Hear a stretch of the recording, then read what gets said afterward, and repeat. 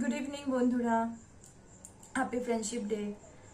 আজ আমরা উদযাপন করছি সেই সম্পর্কটা যেটা রক্তের নয় বাট মনের তারে বাঁধা। হ্যাঁ, আজকে হলো সেই বন্ধুত্বের দিন। বন্ধুত্ব মানে শুধু আড্ডা, শুধু হাসি ঠাট্টা নয়। বন্ধুত্ব মানে হলো কাউকে না বললেও সবকিছু বুঝে ফেলা, মন খারাপ হলে নিঃশব্দে পাশে বসে থাকা, অথবা শুধু একটা আমি আছি বলে সাহস জোগানো।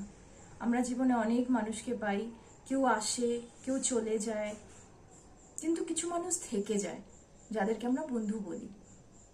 বন্ধুত্বে কোনো স্বার্থ থাকে না, কোনো হিসাব থাকে না। সত্যিকারের বন্ধু সব সময় আমাদের পাশে থাকে, সুখে যেমন থাকে তেমনি দুঃখেও থাকে।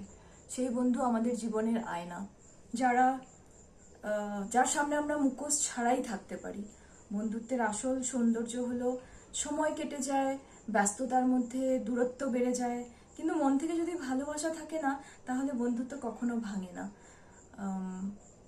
আজকের দিনে আমি তো এটাই বলবো যে আপনার যদি কোনো সে খুব ভালো বন্ধু থাকে, তাদের একটা ফোন করুন বা ছোট্ট একটা মেসেজ পাঠান যে তুমি আমার জীবনের সবচেয়ে বড় উপহার।